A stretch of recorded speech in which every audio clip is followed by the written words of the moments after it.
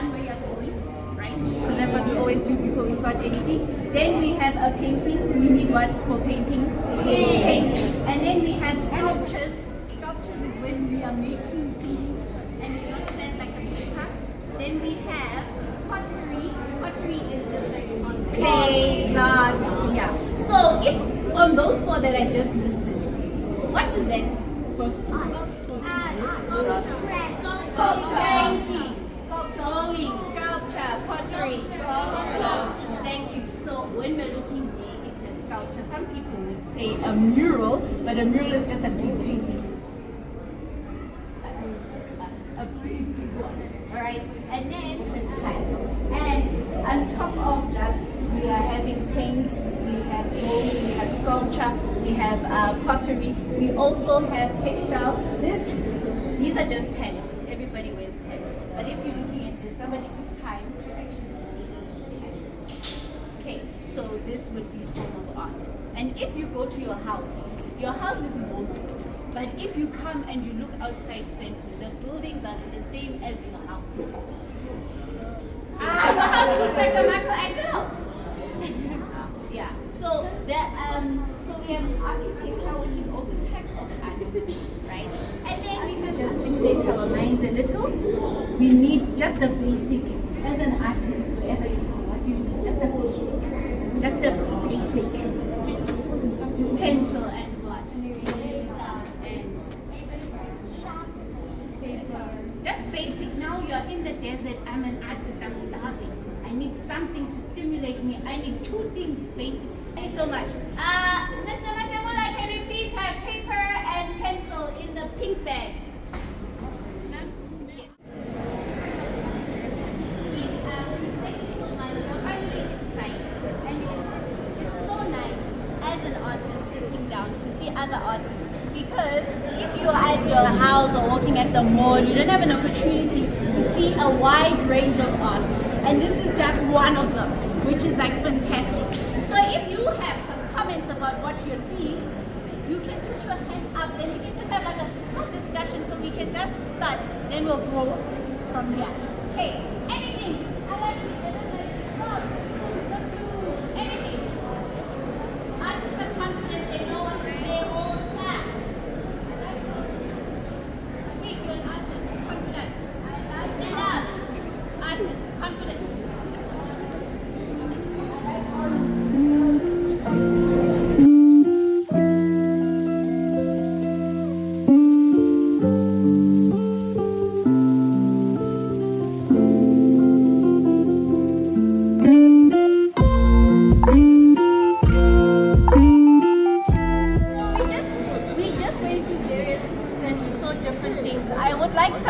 Voices. So I would like you to just tell us about what you saw, what you liked. So, yes, thank you. Artist voice, confidence, stand up.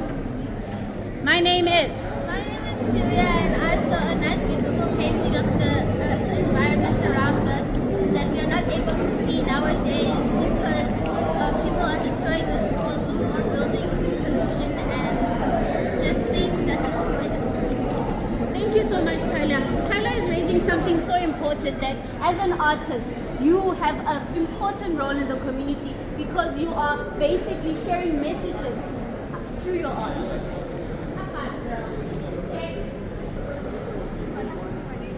Yes, confidence. My name is Kate, and what I saw was a beautiful artwork that was representing the women and the diversity in Africa, on how many, like, to inspire and there were like these beautiful quotes. Very nice. Paige really liked that she saw a female artist that represented her in the artwork. This is why she liked the artwork she really liked. So, and materials, thanks to the generosity from Stevenson Gallery. So, hi ma'am, this way. We wanted to say thank you so much. We are here to be inspired by all the things that we see. And we wanted to say thank you so much for the Stevenson's Art Gallery for donating art material for our festivals and our schools we are super, super excited about that. Thank you so much. Thanks. Can you just tell us about the artists that we're seeing? Yeah. Our corner is Deborah Pointing, and you can see that Deborah is super amazing at doing hyper-realistic things. So if you come closer, you can see the leaves on the plants, and also the feathers on the swan. So she uses what's called oil painting, which is a very hard paint to use because it doesn't dry very quickly. So in the corner here is Frida Orapavo, and she does something called collage, where she takes images together and she pastes them. So then you make one big image from different sources. So then what she does is she kind of pins all the papers together, so you get kind of differently. I mean, it's a lady on a chair, so it's a different shape than just a square or a rectangle paper. So Frida takes all of her images from books, from the internet, from magazines. So you can also collage like Frida if you want to. You have to have access to the materials. Behind me is Mawande, and so Mawande also uses oil painting like Deborah, but she does it in a different way because she mixes it with cow dung. So the cow dung doesn't smell anymore, which is good, but you can see when you come closer the texture to it. So there's a bit of a deep grayness of the sand, of the earth, earthy feeling. This is Mawande's work. So he mixes cow dung and he also mixes the earth with oil painting. This is a nice illustration to show just a person who's being innovative with the material that they're using.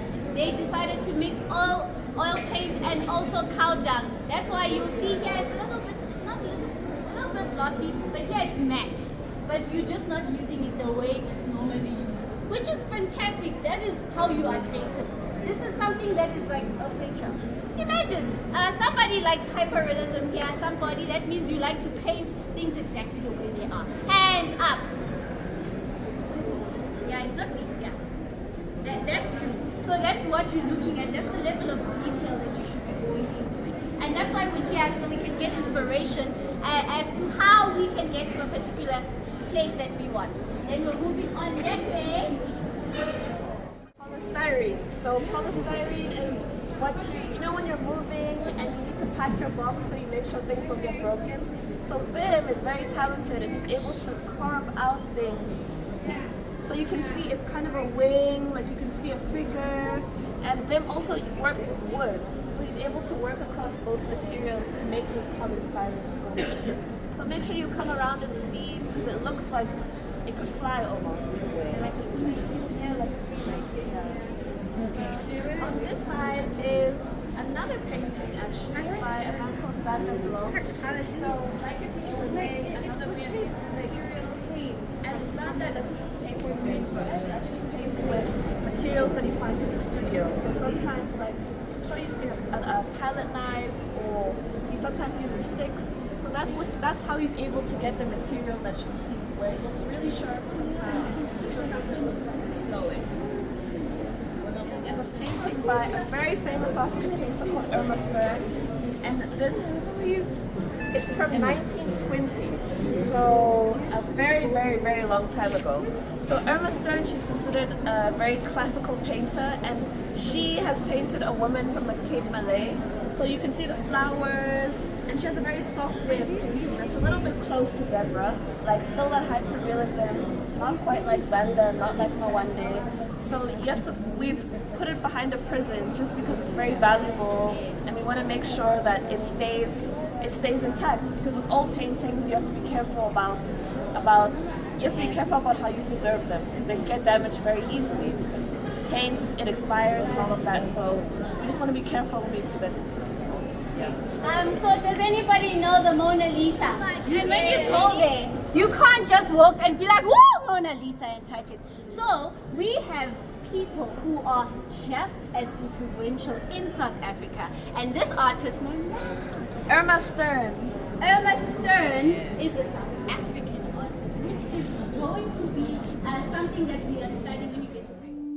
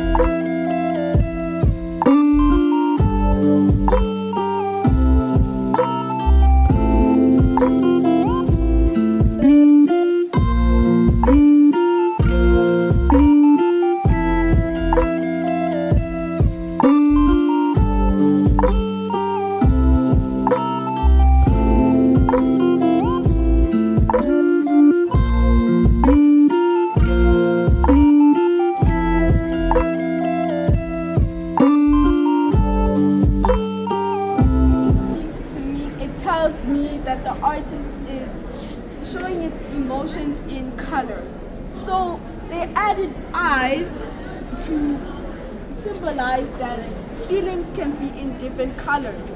And by showing it, I am a big fan of abstract art. So this really shows that the shapes can tell different meanings. Like a triangle, it can tell you I am in a closed space, I'm not open to people.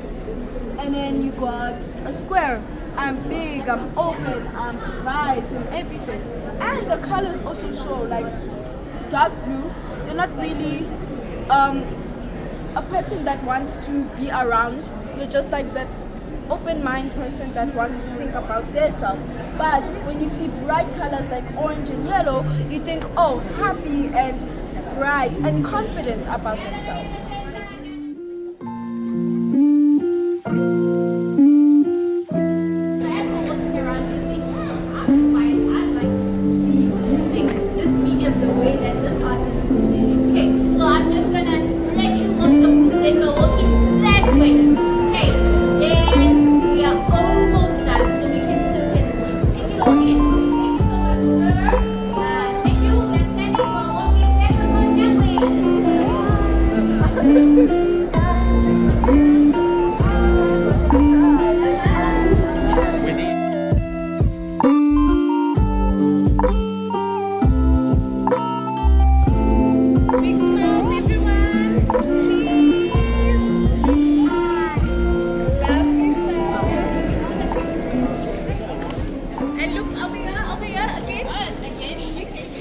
Death is not always a bad thing. Yes, when you're young, it sounds bad, right? But then when you get older, you kind of see that you kind of need death with life. Life can't exist without death, you know? And as to the vibrancy, the vibrant colors used in the artworks. Because if you wanted it to be a bit more dark, then colder colors. But these are very warm. For the scene that he's painting out, these are very, very warm colors. Any more questions? Y'all are good because y'all seem to be taking notes. Ask anything, guys. Anything. No, I'm not an artist. I work with the gallery.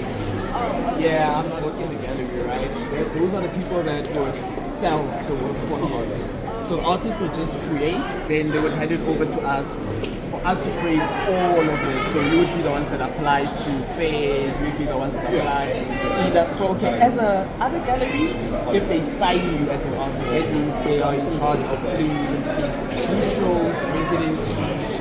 What else is there? And possible funding if you need funding. And but also more than anything it's exposing you. So we help the artists on the admin side, you can say. Abstract, realistic. Truth be told, I don't have a particular favorite because art is it's a soul thing. You know, you wake up in the mood for whatever. It's like, I'm in the mood to eat eggs today, I'm in the mood to eat bacon today, I'm in the mood to eat a burger today, you know, so I can't really say all of it is food to me. I'm happy to just eat the art. Thank you. Pleasure.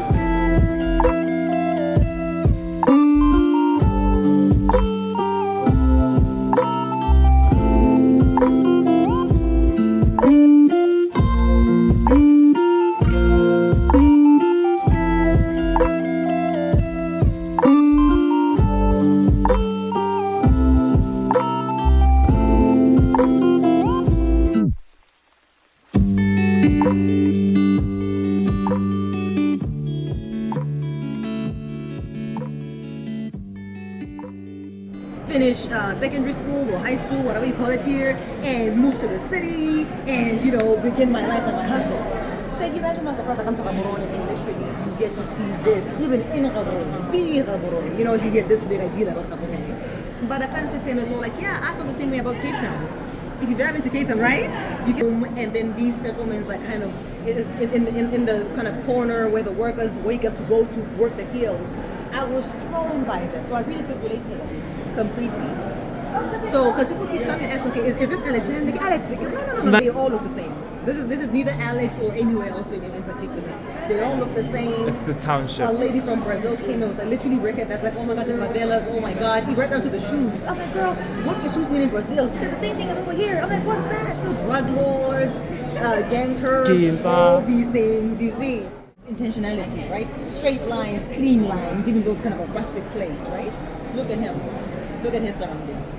The roof is kind of bent and out of shape. Is it falling down? I don't know what's going on with the roof. You know what I mean? And he doesn't know either. Drama. I'm seeing a youthful person here, kind of a ghost of a man. You know, Yeah. look at him, held Empty. together, really exactly, held together by barbed wire, cutting into Him, yeah, right? And he rough wants around to- the edges. Rough around the edges. He might be young and just kind of trying to get the fuck out of Gazi. You know, let me just go out there, get that beam from the And I am truly inspired. I'm hoping that you are also inspired. When you're going home, you just take that simple piece of paper and pencil and you're ready for some acting interview. Thank you so much to the teachers and to our drivers and our face paint team over there and the team from Gauteng Arts for Public Schools. Can we please give them a hand of what? A round of applause. Like and subscribe, or else the spider will be in your bed today. I hope the spider chews off your toenails. Bye.